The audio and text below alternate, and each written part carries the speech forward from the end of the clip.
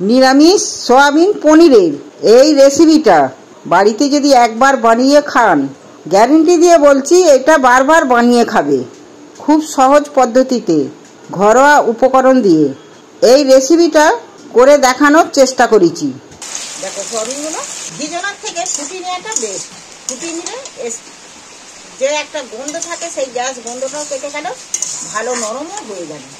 এবার আমি তুলে নিচ্ছি একটা জায়গার মধ্যে, জল ঝারিয়ে তুলে নিচ্ছি।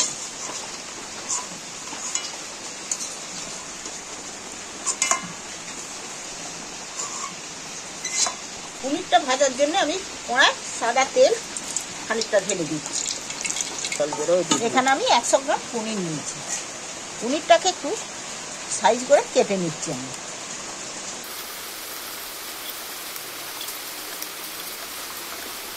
নিরামিষ যেদিনে হবে দেখবে এই সয়াবিন দিয়ে পনির দিয়ে খেয়ে একবার দেখবে। আমি ছোট ছোট করে সাইজ করে কেটে নিচ্ছি।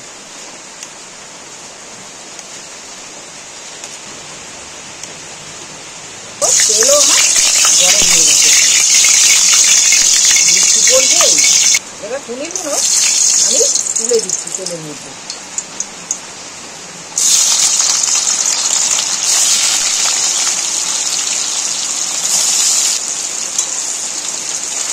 পনিরগুলো আমি হালকা একটু নাড়াচাড়া করে নেবো, তেলের মধ্যে ভেজে নেবো।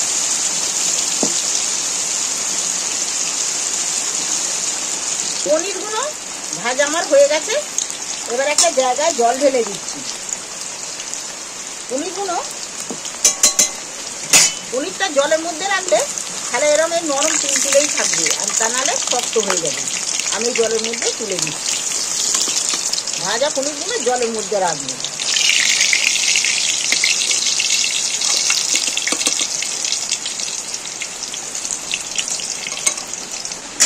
ভাজা তেলটা কমিয়ে নিয়ে সেই তেলের মধ্যে এবার আমি সয়াবিনগুলো, সেদ্ধ যে সয়াবিনগুলো, সেই সয়াবিনগুলো আমি একটু ভেজে নেব।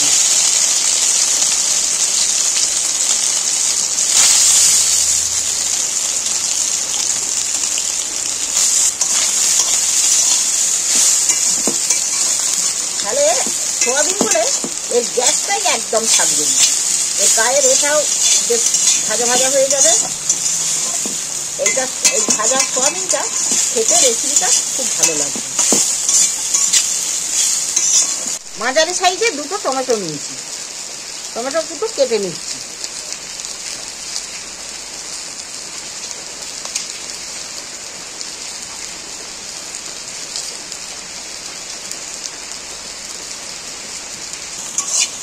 সয়াবিনগুলো দেখো ভাজা হয়ে গেছে, গাগুলো সব মরে গেছে দেখছো। এবার আমি ঢেলে নিচ্ছি।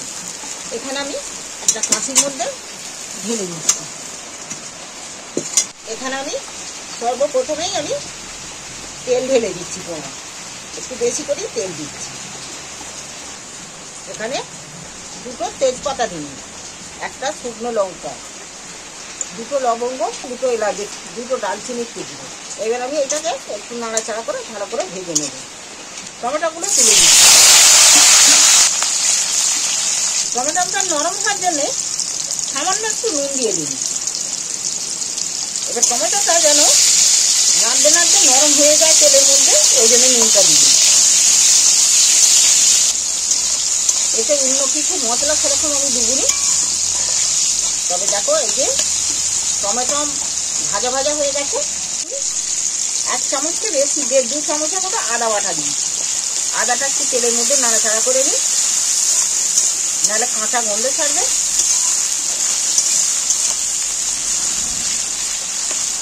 এখানে কাঁচা লঙ্কা বাটা 1 চামচ, কাঁচা লঙ্কা বাটা দিন। এইটাকে একটু ভালো করে ভেজে নিই।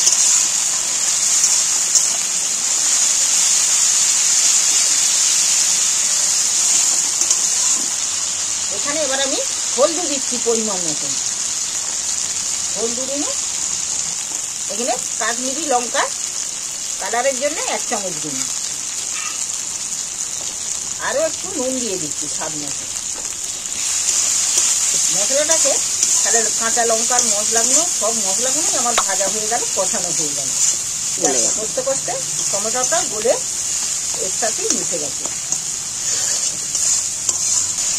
একটুখানি সামান্য জল দিন, নাহলে কাঠের আগুন তো জোর জ্বলে গেলে পুড়ে যাবে। এখানে 100 গ্রাম দই নিয়েছি আমি, দইটাকে ফাটিয়ে নিয়েছি। এবার আমি টক দইটা, দেখো মশলাটা কষা হয়ে গেছে, তেল ছেড়ে দিয়েছি। এইবার আমি টক দইটাও এর মধ্যে দিয়ে দিয়েছি।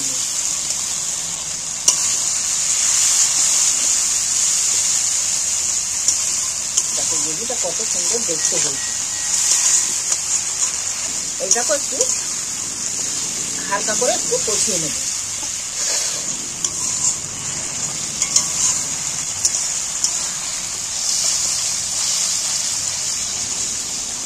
মশলাটা থেকে তেল ছেড়ে দিয়েছে। এবার আমার মশলা কষানো হয়ে গেছে। এবার একটু পরিমাণ মতন একটু জল দিয়ে দিচ্ছি। এখানে আমি জল দিয়ে দিচ্ছি।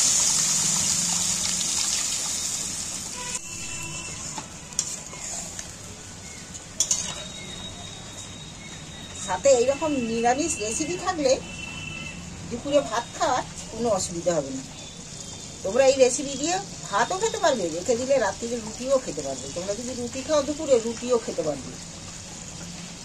এবার আমি সয়াবিনগুলো তুলে দিচ্ছি।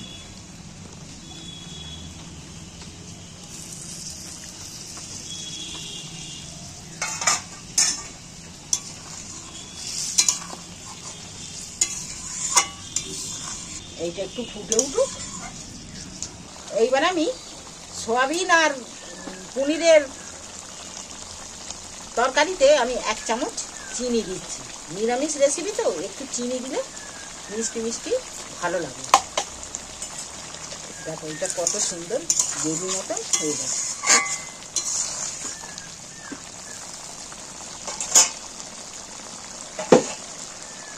এইবার আমি পনির আর পনিরের যে জলটা আছে সব শুদ্ধ আমি এর মধ্যে দিয়ে দিচ্ছি, তুলে দিচ্ছি। সয়াবিনগুলো সেদ্ধ হয়ে গেছে।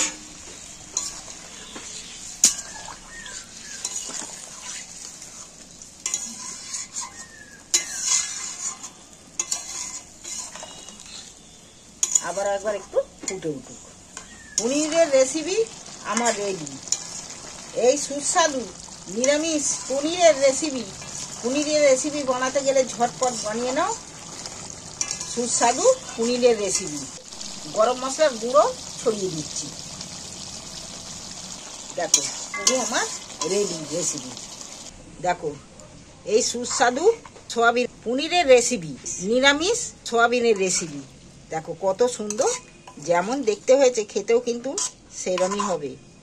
দেখো সুস্বাদু রেসিপি, নিরামিষ সুস্বাদু রেসিপি বানিয়ে নাও ঝটপট। এই সয়াবিন আর পনিরের রেসিপি। তোমাদের এই রেসিপি যদি ভালো লেগে থাকে তাহলে চ্যানেলটা আমার অবশ্যই সাবস্ক্রাইব করে দিও। এই নিরামিষ রেসিপি কেমন হয়েছে কমেন্ট করে জানাবে।